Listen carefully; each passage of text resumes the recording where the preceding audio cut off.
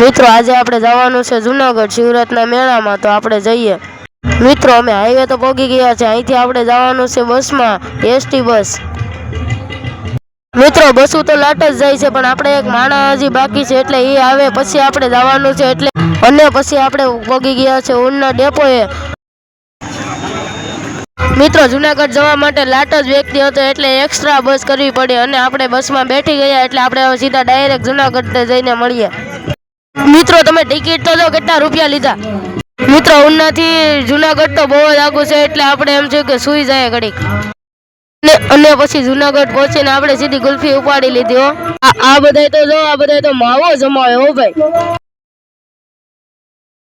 જુનાગઢ જાજુ પબ્લિક આવ્યું હો, તમે પણ જોઈ લ્યો।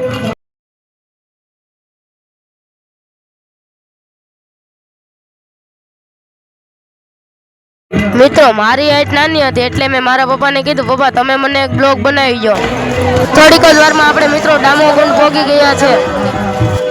દામોકુંડ પણ બહુ જ વ્યક્તિ છે, તમે પણ જોઈ લ્યો વિડીયોમાં।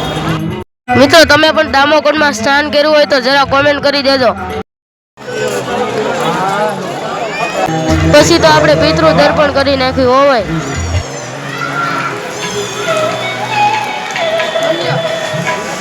મિત્રો પછી આપણે આવી ગયા પ્રસાદી લેવા, તમે પણ જોઈ લો પ્રસાદીમાં શું શું છે।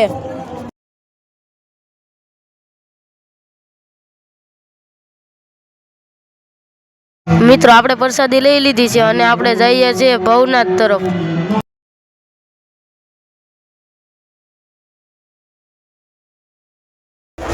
શિવરાત્રી આવે એટલે જુનાગઢમાં સજાવટ તો કરવી જ પડે। મિત્રો પછી તો આપણે આવી ગયા આપણા ગામના ઉતારામાં। મિત્રો પછી તો આપણા ગામના દોસ્તાર મળી જાય, એ મને કહે કે મને પણ બ્લોગમાં લઈ લેજે, એટલે એને પણ આપણે બ્લોગમાં લઈ લીધા। અને ભવનાથમાં પણ તમે વ્યક્તિ તો જો કેટલા બધા હો। મિત્રો આજનો આપણો મિની બ્લોગ અહીંયા જ પૂરો કરીએ, તો ભાગ 2 આવવાનો છે, જોવાનું ભૂલતા નહીં।